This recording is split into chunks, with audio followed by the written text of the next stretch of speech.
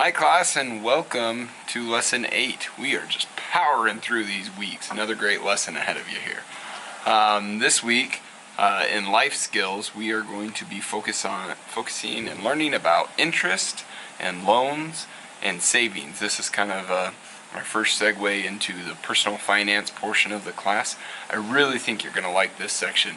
I know I personally enjoy reviewing this and looking at some of the quotes I have in there from different apostles regarding finances. And it also is kind of a good gut check for me to make sure, am I following the counsel, the prophets, and the apostles? I am in no way perfect. I am not going to lie, I am not a 100% debt-free person, although that is the goal.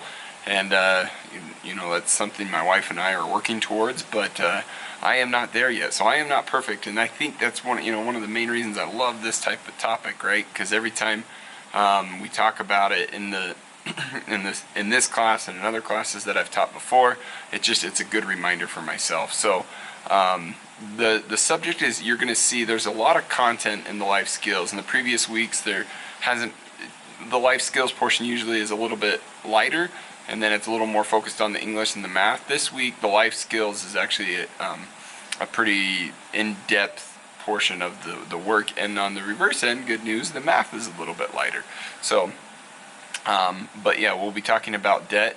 There's an application activity that you'll be doing where you will look at you'll list out all of the debt that you have. You'll list out a savings plan, and you'll go through that. You won't use the data that you've been collecting yet, all that data about your expenditures and stuff like that.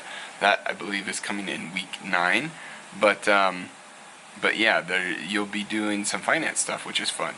One thing I do want to say about this, when we get to these type of topics, in the class that I've taught before this one, I think I told you guys that I used to teach Math 100G as kind of the old pathway program. Part of that was personal finance. And one thing I want to just really emphasize with you guys is any sort of document that you send me that has personal financial information on it, just know that that is safe with me, right? As instructors, they teach us, we have to go through a training module, what's called FERPA, and it's an acronym, and I can't remember. It's like Family Education Rights. Basically what it says is, as a professor, I am not allowed to share any of your information. All the grading I do for this course, I don't even download the documents. It just stays within Canvas. So you're 100% secure. I look at the content just to see if you've completed the assignment, if that makes sense. I'm not a financial analyst. I'm not going to look through it and be like, oh, I think you need to reduce this debt, and I think you should do this much in savings. I am not going to do that. I will never claim to be a financial analyst. So as you upload stuff, I know in semesters past sometimes this makes people a little uneasy, where it's like, am I really going to need to upload my personal financial information? And the answer to that actually is, I really have no way of knowing whether what you submit is true or not. So again, if you don't feel comfortable sharing it with me, change the numbers, change the name of the type of loan. It doesn't make a difference to me, because I honestly don't know. This is more of an exercise for you guys, and it's to help you. So, but if you feel uncomfortable sharing that, that's totally fine. Kind of funny story. My mom actually took Pathways about 3 years ago, I think it was. And I was an instructor at the time, and she was taking the math. She wasn't in my class. And she calls me on the phone. She's like, am I really supposed to submit my actual finances? I don't feel comfortable doing that. And I told her, I was like, no, Mom, your instructor has no idea what is true and not. So, I mean, to me, it seems like more work to have to go through and change everything, but if you really don't feel comfortable submitting that, don't do that. So, just so you know, though, everything's safe. Nobody else is going to see it. I'm going to look at it just to see if you completed the assignment. I'm not going to look into depth on things, and definitely not going to remember any of it. So anyways, that's a little bit on the life skills this week, focusing on interest and loans and savings. Great section. Alright, moving on. Sorry, that was probably a really long-winded for what it needed to be. Anyways, moving on. Our writing this week, we're going to be working on quotation integration. So what does that mean? Well, a lot of times when you read a paper, you'll see like a quote by something, right? And then in the back, you'll see bibliography or a works cited page. We are going to be working on making a bibliography or works cited page.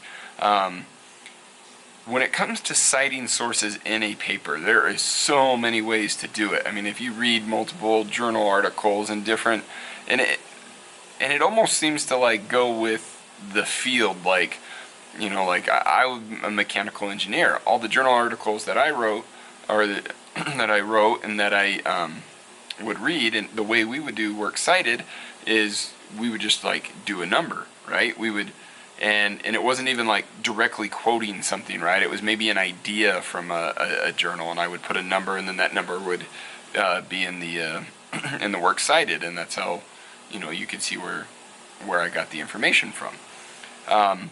In this class, we're not going to go over all the different types because there's just too many of them, and honestly, as you continue down the road with your education, you'll kind of learn more on what field you're in and what's kind of the more norm in that field. This week we're going to be just focusing on building bibliographies, works cited page, and then there is a method for using quotes and stuff that they call ICE. It's an acronym, you'll learn about it, but it stands for Introduce, Cite, and Explain. So an example of this would be like in your essay, you know, you would introduce it, maybe something typical might be like, you know, President Hinckley once said, right? So I introduced it, and then the quotations, like then you would put the actual quote in there, right? And then you would explain, like, you know, why did you just use that quote? So that's what we're going to go over this week. Again, that's not like the only way to cite sources, but that's what we'll be focusing on this week. And then on the math, like I mentioned before, it is going to be a little bit lighter this week. Part of that is because it's building on the fractions. You've already been working with fractions. We're just going to continue on with fractions. We're going to start learning about adding and subtracting fractions, which requires finding the lowest common denominator. But hopefully that workload's a little bit lighter this week than it has been in previous weeks in accordance with the math. And that's because it's a little bit heavier on the life skills section. So that's all I've got for you right now. If you have a question, feel free to leave a comment below this video, and I hope you guys all have a great week. Bye.